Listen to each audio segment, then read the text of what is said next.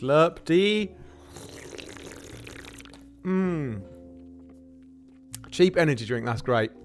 How are you guys doing today? We're going to get into our kick Mixdown mastery little tutorial today. But just before we do that, I'm going to eat my first ever Tim Tam. This is courtesy of a subscriber and fellow student and patron, Ant from Australia, who just sent me a little, a big Australian gift box for a Christmas present. So thank you, Ant. I've never eaten a Tim Tam before. Apparently you're supposed to bite a corner off and then suck some tea through the middle. But for this demonstration, I'm just going to have it on its own.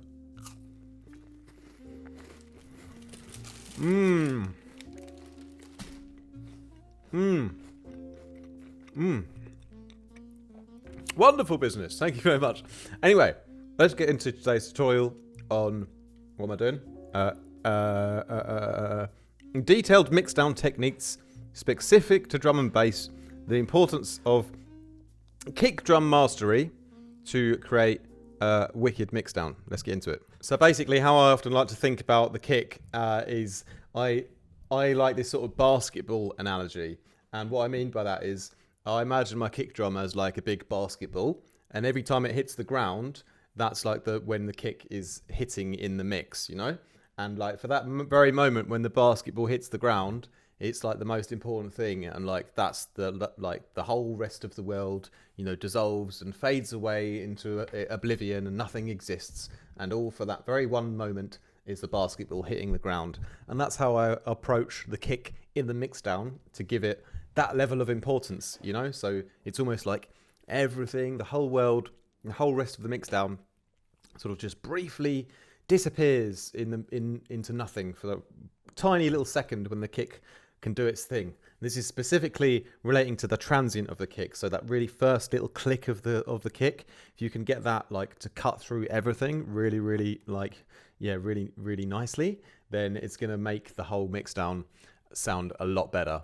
And then after that, you can be a bit more subtle with the body of the kick. So, you know, you've got the transient of the kick, then you've got the body and the sort of tail of it. With that, we can sidechain things and be a bit more subtle, I suppose. So there's no point in even bothering to do any of this or even mix down any of your track if your kick sounds pants.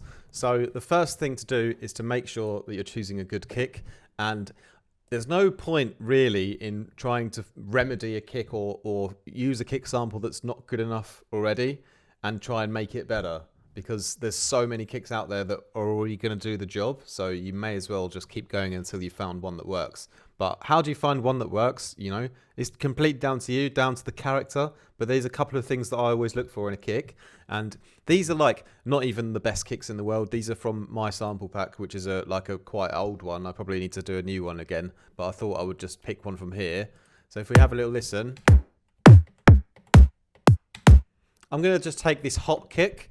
And I'm going to show you what I sort of look for in the frequency spectrum. I can also tell you like a few things I would do to a kick if it needs a small amount of tidying up.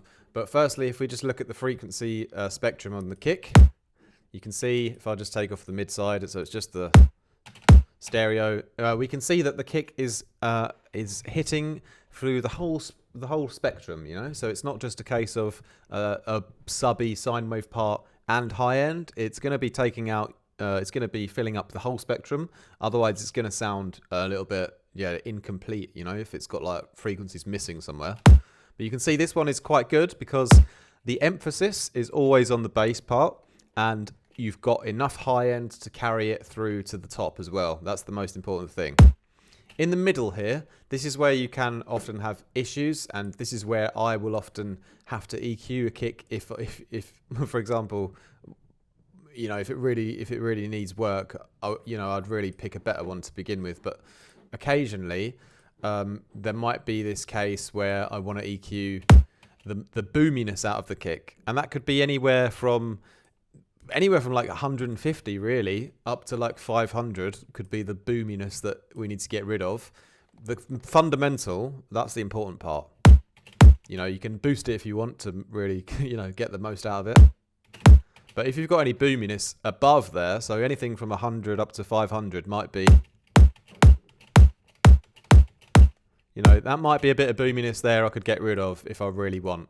Now, you don't have to do this. It just depends on the kick, but some kicks will be overly boomy in that area. Okay, so that's basically the only thing I would do to EQ a kick, really. I mean, maybe you could give it a brightness boost if it wants it.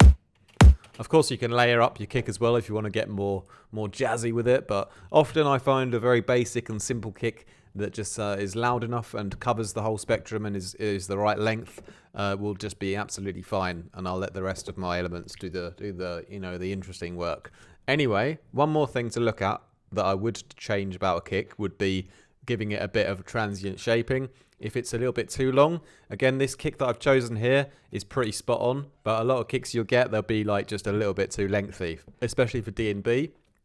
Best thing to do, take down the sustain all the way on your transient shaper. Now it's super tight, but you can hear the difference. Yeah, and if you need to find a balance between, you can go ahead and do that if your kick's too long, but this one is already pretty short, so I wouldn't bother here.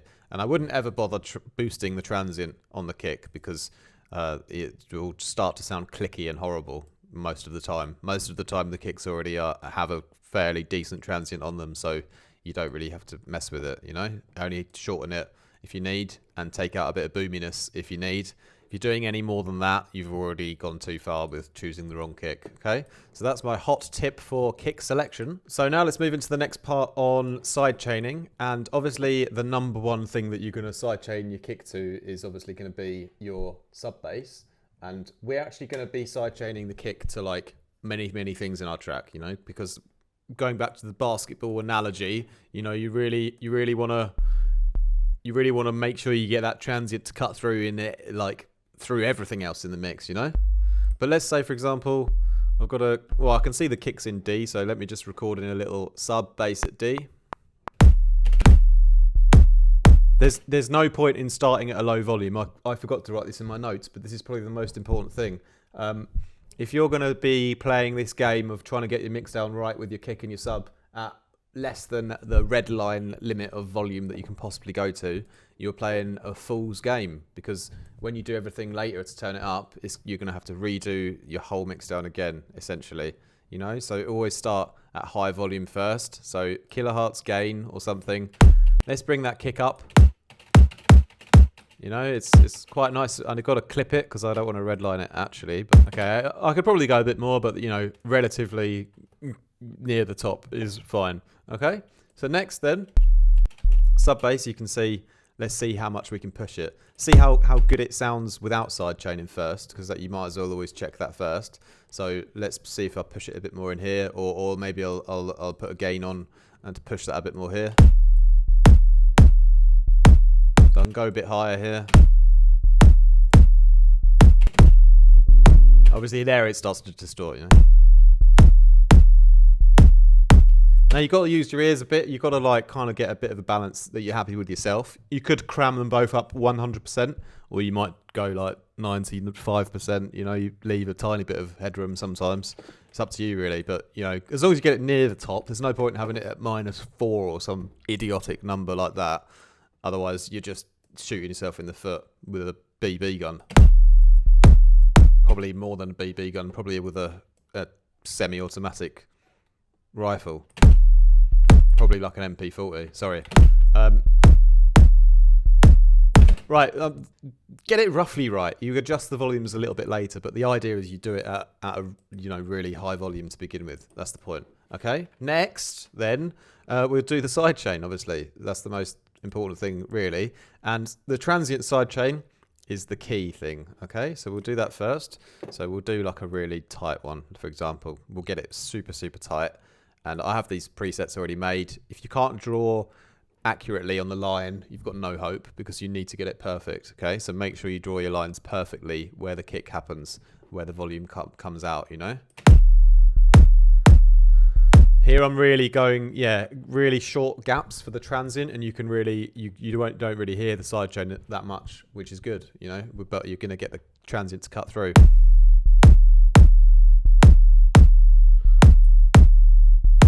Okay, so that's the first one. So that sort of trick you can do on loads of layers in your track.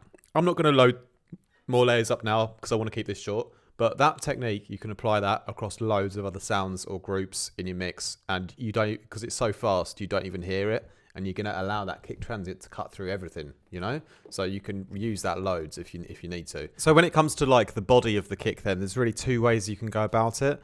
And the quick and easy way to do it is to just do another sidechain for a longer gap that really takes out the whole body, you know, like much longer than the short transient version. And then you can take down the volume. So it's like the intensity of the sidechain, obviously. Take that down a bit, and then the body part is going to be sidechained as well, but just not as dramatically as the transient. So that's like the quick and easy way to do it. But if you want to get more technical, and if you've got a sound that has like some high end in as well, for example, we could add in like a little bit of noise or something.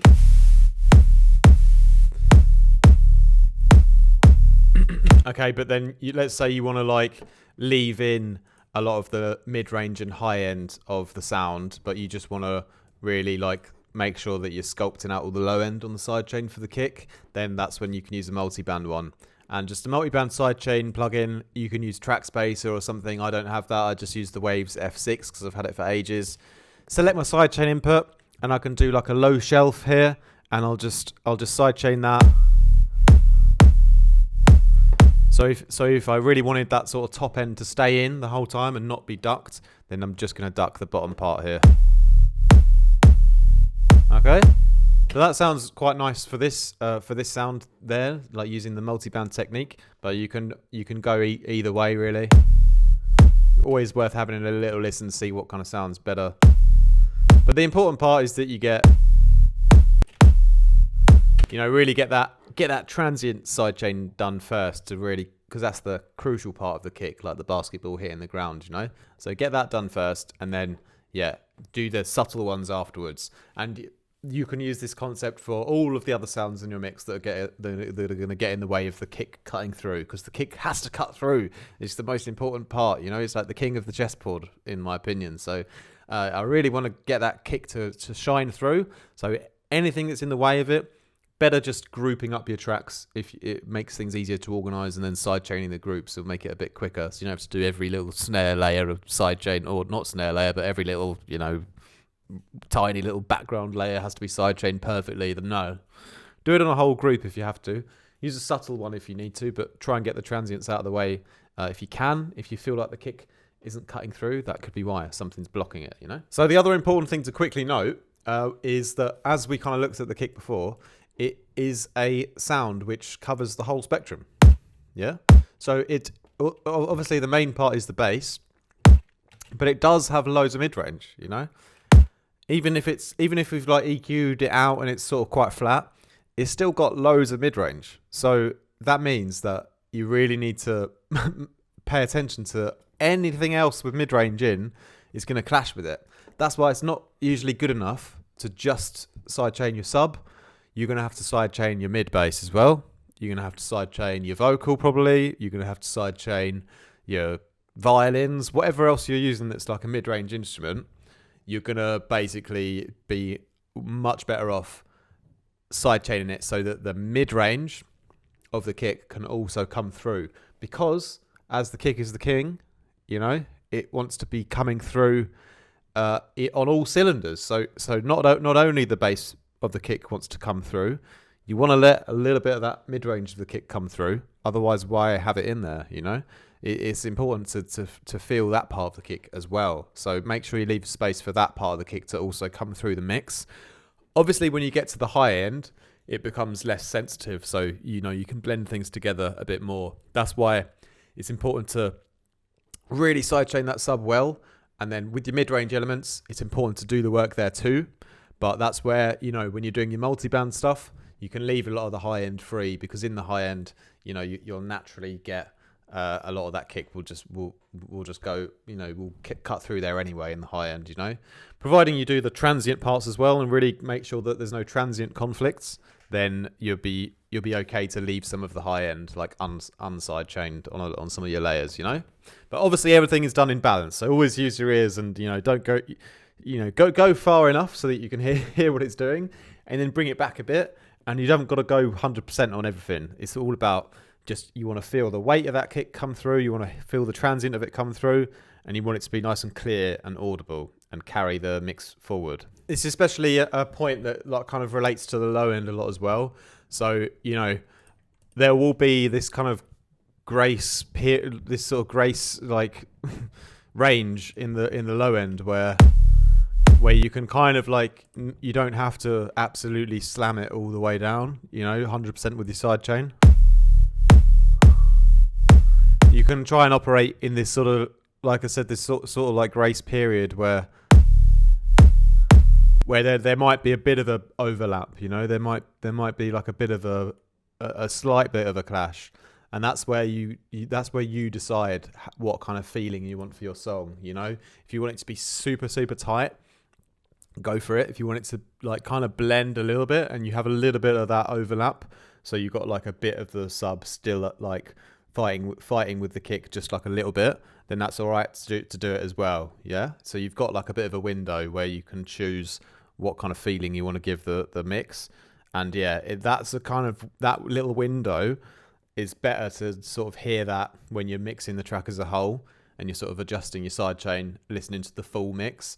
That's what I've found to be more useful when I'm like doing the final like kind of tweaks there. It's just listen to the full mix of what you got. All right, my G's. Well, that was a few tips. I mean, there's probably more that I didn't think of, to be fair, but I hope that was at least a little bit helpful and gives you a bit of a push forward in how thinking about how to get your kick to really cut through and then get it to sort of sound clear, but also balancing it well with the mix and trying to do it all by ear and get that real feeling that you want, but just knowing that kick is there and knowing that it's sort of being, you know, it's clear enough that you can enjoy it, but you've mixed it like well with everything else. It's such an important part to mix down right.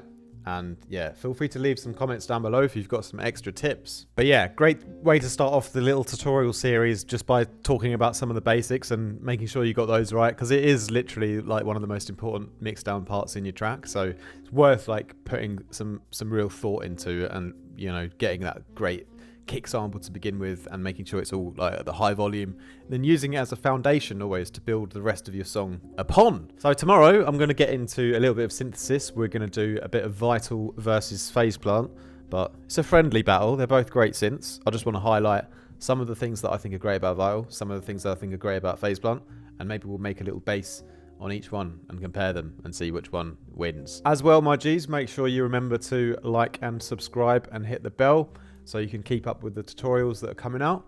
See you guys tomorrow.